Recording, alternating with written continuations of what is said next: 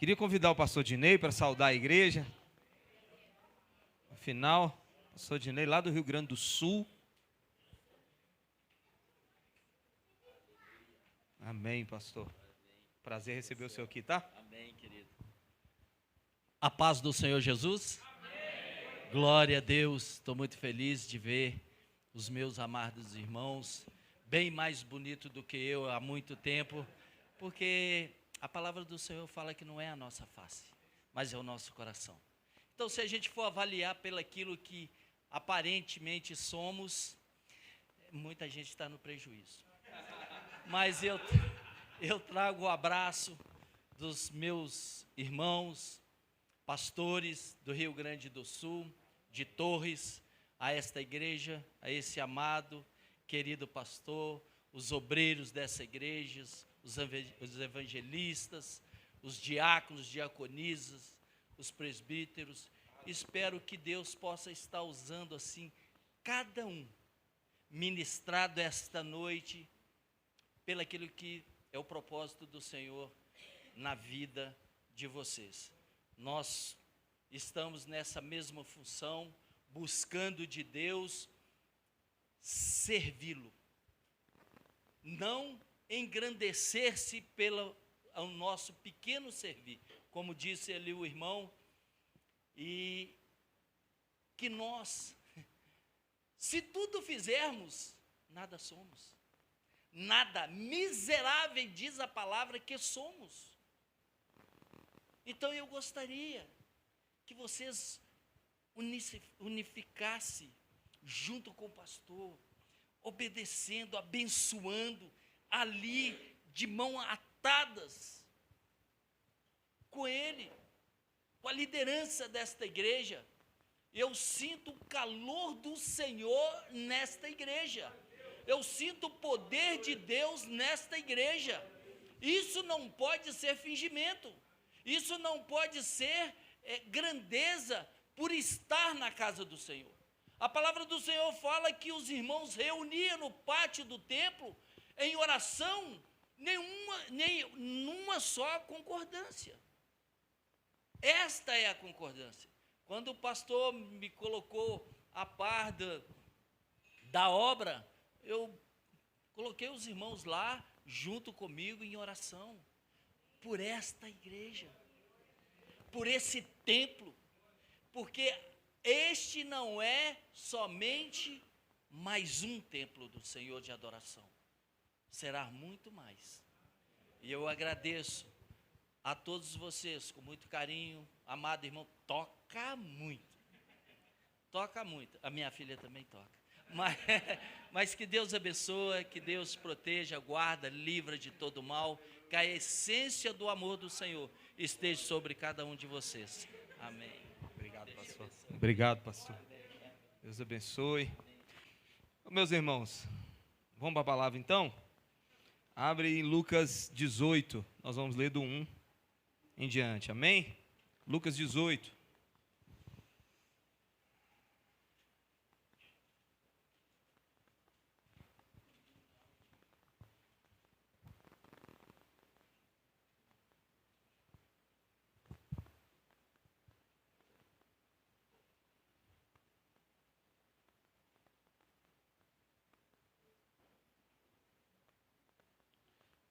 Lucas 18, a partir do 1, diz assim: Então Jesus contou aos seus discípulos uma parábola, para mostrar-lhe que eles deviam orar sempre e nunca desanimar.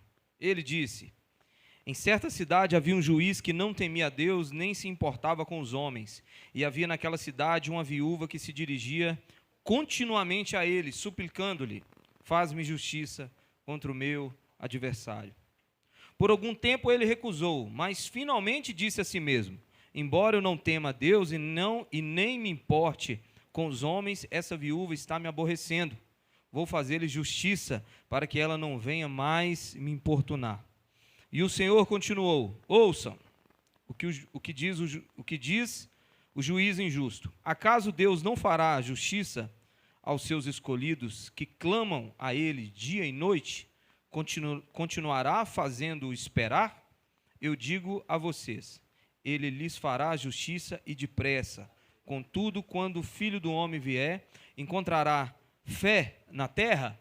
Glória a Deus. Pode se assentar aí, meu povo. Hoje a palavra não vai bater, não, vai espancar. Porque nós vamos falar sobre oração, gente.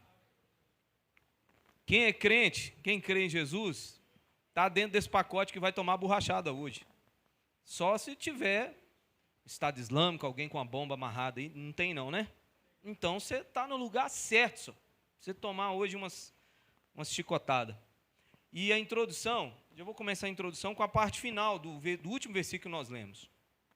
Por acaso, quando o Filho do Homem vier, encontrará fé na terra? Jesus faz essa afirmação após falar sobre oração. Após falar sobre oração, Jesus fala, por acaso, quando o Filho do Homem vier, encontrará fé na terra? Quando o Filho do Homem vier, em glória e em poder, vier buscar a sua igreja, sim, vai haver fé na terra, porque só vai haver salvos se haver fé. Mas Jesus não está falando sobre isso, que ninguém vai ter fé. Jesus está mostrando um cenário que aponta para o final dos tempos, que é um cessamento da oração. Uma igreja marcada por falta de oração, cristãos marcados por falta de oração. E oração é das doutrinas a mais importante que a gente pode fazer, é orar. Orar é mais importante do que ler a Bíblia, orar é mais importante do que vir à igreja, orar é mais importante do que qualquer coisa que a gente possa imaginar, é orar. E oração é uma das coisas simples que não havia discussão sobre isso nas igrejas passadas, de décadas passadas.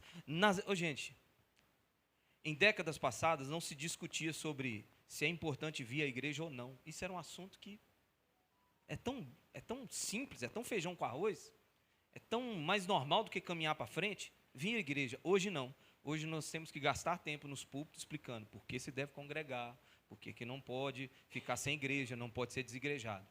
Orar é a mesma coisa. Não era para se discutir sobre oração, quanto é importante ou não. Porque é um negócio que é muito simples.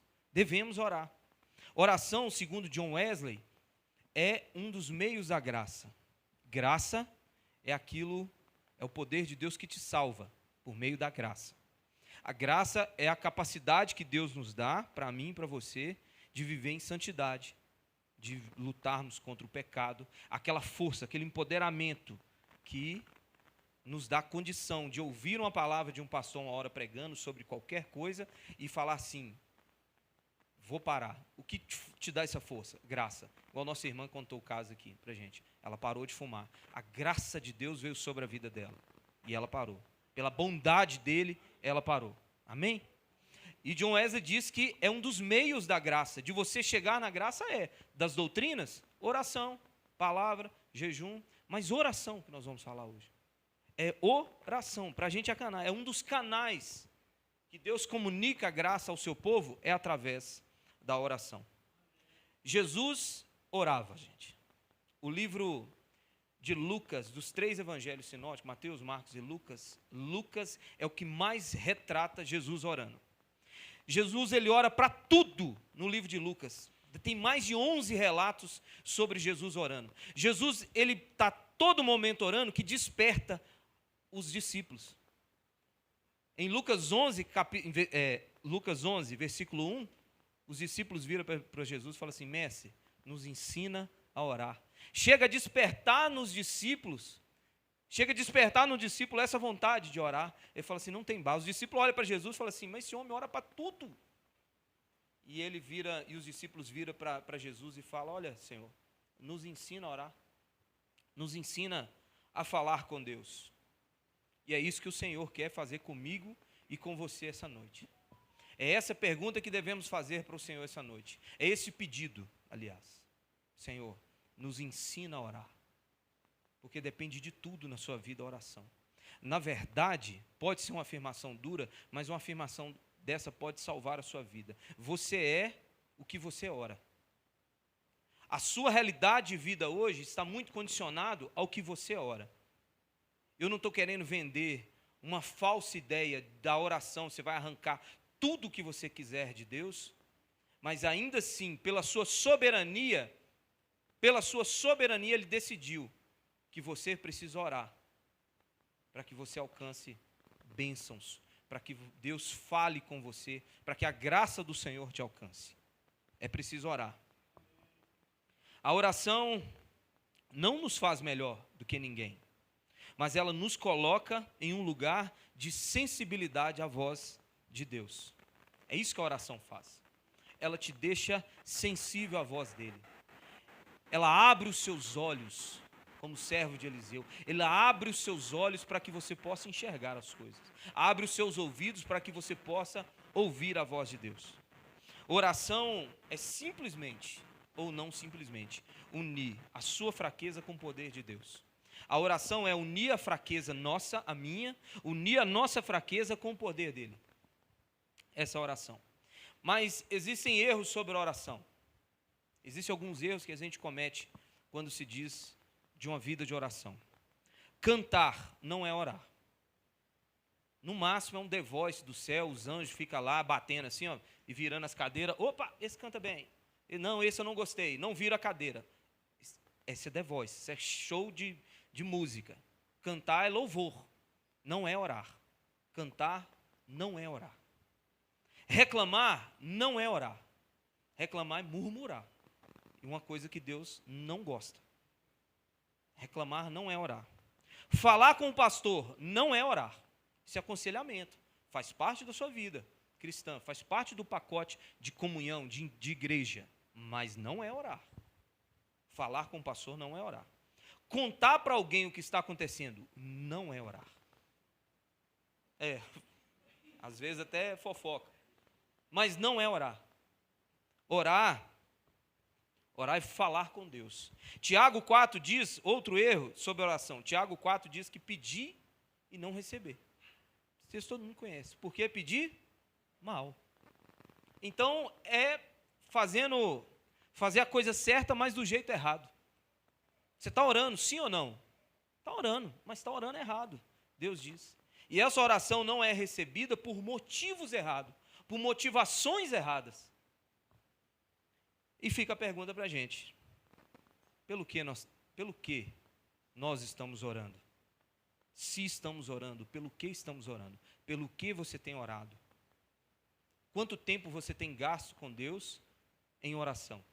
O quanto você acha isso importante, sim ou não? Porque de repente vem as perguntas na sua cabeça, vem aquelas dúvidas. Mas se Deus, Ele é soberano, faz o que Ele quiser, a mente dele é insondável, quem pode dar conselho ao Senhor? Quem pode ensinar alguma coisa a Ele?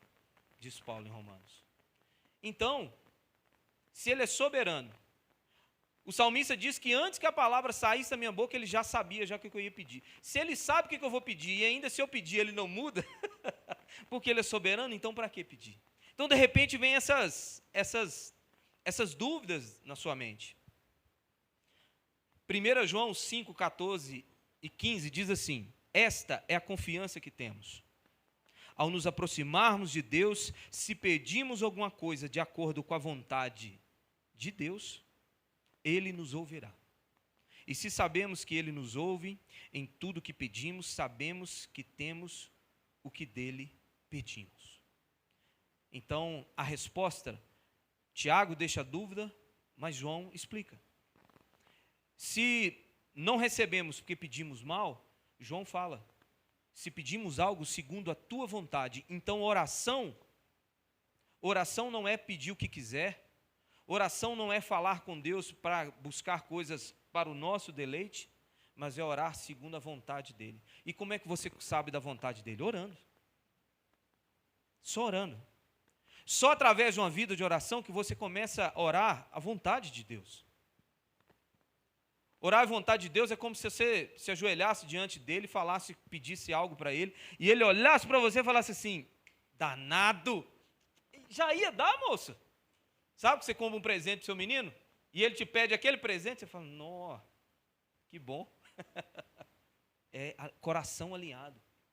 É o seu coração alinhado com o coração de Deus, com a mente dele. Oração, querido, não é só um momento que a gente tem para pedir algo para Deus, mas são nesses momentos de oração que Deus pede algo para nós. Qual é a relação que temos de oração? Pedir. Só pedir. E oração e pedir? É pedir. É pedir também. Mas a oração é relacionamento. E em relacionamentos, costuma o outro lado também pedir algumas coisas. Então, são em momentos de oração que, mais do que você pede, são momentos a qual Deus pede algo para nós. Sabia por isso que muitas das vezes a gente foge das orações? Porque quando nós dobramos o joelho diante de Deus, Deus fala assim, que bom que você veio aqui falar comigo, porque eu estava precisando mesmo. Quem o pai já falou isso com algum de vocês? Já falou, irmão? Meu pai adorava, que meu pai não era que ele ficava todo dia, deixa eu ver seus cadernos, deixa eu ver seu boletim, ele ficava quietinho. Eu falar com ele, pedir alguma coisa, pai, vai ter uma festa lá embaixo na praça, eu posso ir? Ô, rapaz, eu estava precisando falar com você mesmo, como é que está lá na escola? Então, muitas das vezes eu fugia dos diálogos com o pai, porque no eu pedir, eu tomava. Ele aproveitava, ô pai, me dá, até dou a camisa, mas aproveitando que você está aqui, deixa eu falar com você umas coisas. Eu estou vendo que você está chegando em casa tarde, eu não estou vendo ninguém falar de boletim, como é que está o boletim seu da escola? Como é que estão as suas notas? Então, às vezes, eu evitava esse relacionamento entre eu e pai, porque eu sabia que muitas das vezes, ao eu pedir, eu tomava. E muitas das vezes, nós evitamos o relacionamento com Deus exatamente por isso. Porque nós sabemos que lá o trem estreita, lá o coco seca, lá o pau quebra. É lá a hora que Deus te confronta. E você começa a negar, você começa a falar assim, não, isso é coisa que está isso é coisa na minha cabeça, Deus não falou para mim parar de fazer essas coisas, não. Isso é coisa da minha cabeça. Não, mas é Deus te confrontando. Nas orações, Deus nos confronta. Oração, porque oração é lugar de se render, não só lugar de pedir. Oração é lugar de a gente se entregar, de rendimento, dizer para Deus, Senhor, sou teu servo.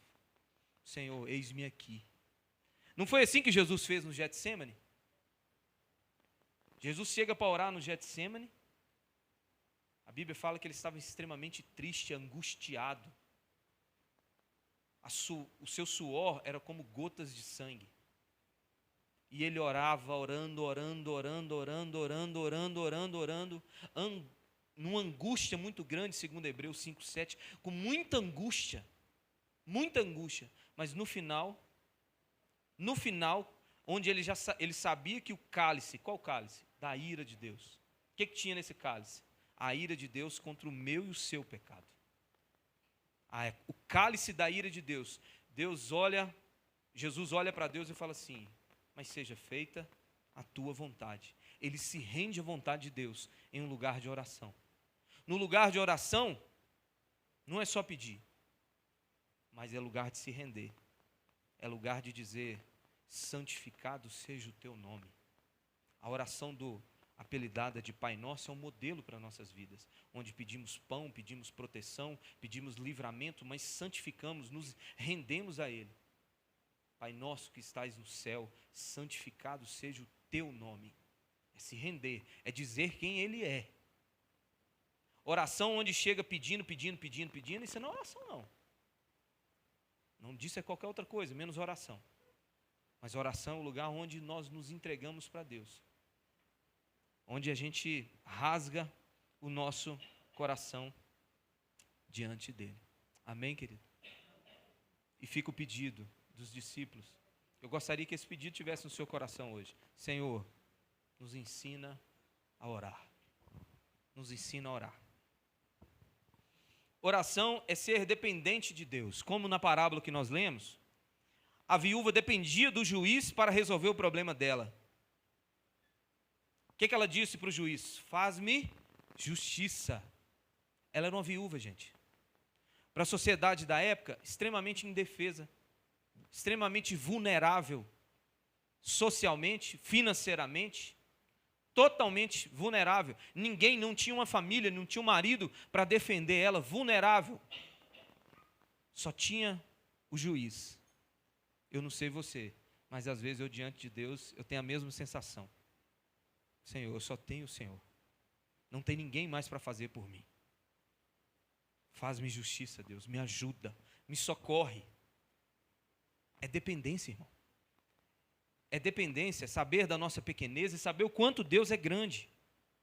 E saber o quanto Deus é grande. Ela dependia, como você. Eu não sei se você tem essa noção, se você já virou essa chave no seu coração, mas você depende de Deus. Você depende totalmente de Deus. Você é dependente de Deus. Ainda que você não perceba, não viva, não sinta isso, mas você é totalmente dependente de Deus. Tudo que você tem, se não fosse por Ele, você não teria. Tudo que você é, se não fosse por Ele, você não seria. Toda a capacidade que você tem, se não fosse por Ele, você não teria. Desculpa ser um pouco insistente, mas o texto que nós lemos aqui sobre o dízimo, fala sobre isso para devolver algo que é dele, porque o que você tem, você não conseguiu através da sua força, da sua capacidade. Foi Ele que te deu. Foi Ele que te deu. Por isso Ele diz, agora me dá o que me é devido. Me dá o que me é devido. Dependemos dEle. Jesus nos ensinou o princípio de dependência no Getsêmani. Jesus nos ensinou os princípios de dependência quando Ele orou em todas as circunstâncias que Jesus enfrentou difíceis. Jesus orou antes do batismo. Eu estou citando isso só o Evangelho de Lucas. O Evangelho de Lucas diz isso no capítulo 3, que Jesus orou antes do batismo. Jesus orou uma noite inteira antes de escolher os apóstolos. Jesus orou antes da transfiguração. Jesus orou para Pedro. Jesus orou no Getsêmani. Jesus orou na cruz. Jesus, sendo filho de Deus, Jesus sendo ungido pelo Espírito Santo, Jesus deu esse exemplo para nós. Se o Evangelho de Lucas tenta mostrar a humanidade perfeita de Cristo, ele mostra que Jesus, sendo um homem perfeito, orou. Sendo assim, se Jesus orava, a igreja dele precisa orar.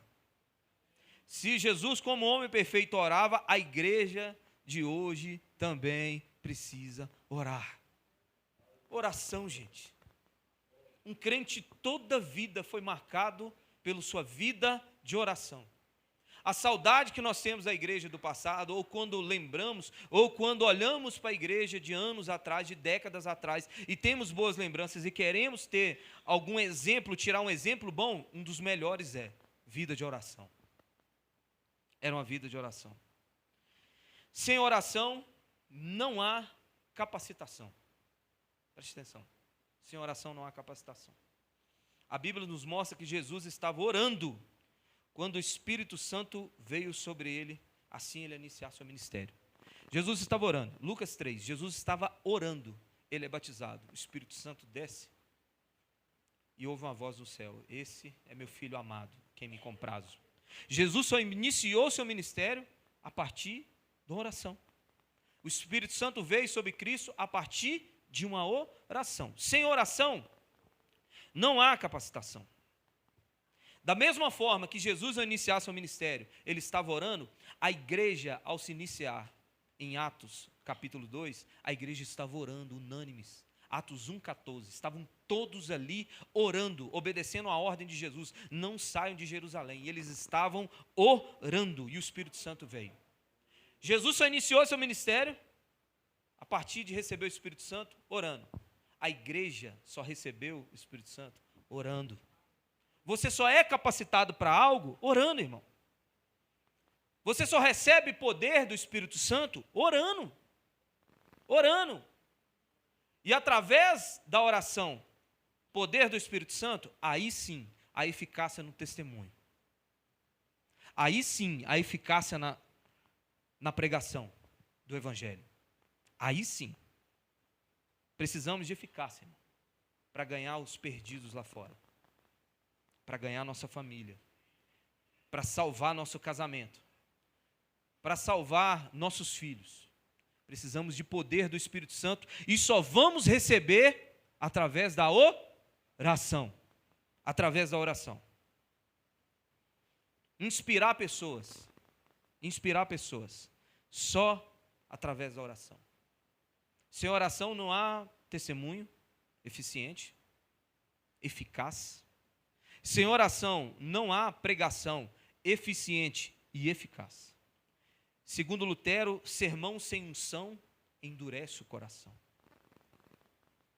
Um teólogo antigo dizia que homens mortos produzem sermões mortos e sermões mortos matam. Precisamos de oração. Não precisa ser muito espiritual para saber que muitas das vezes sermões que nós escutamos endurecem mais o coração. A gente chega na igreja e a gente sai ou mais confuso, ou mais disposto a continuar fazendo aquilo de errado que a gente estava fazendo, ou sai do mesmo jeito que entrou. Falta de unção. Falta de oração. Às vezes os problemas que está faltando na sua vida para resolver, está faltando oração. Às vezes você está acertando em tudo, você montou o quebra-cabeça, só faltou uma peça, a oração. Está faltando a peça do quebra-cabeça. Você pulou uma etapa. Você está vindo à igreja, está servindo a Deus, está amando a Deus, lê a sua Bíblia, tira suas dúvidas, ouve a pregação, faz suas coisas direitinho, contribui, é generoso na igreja, é piedoso com os irmãos, só está faltando uma peça do quebra-cabeça, só oração. Para que isso tudo seja eficaz. Para que tudo seja eficaz.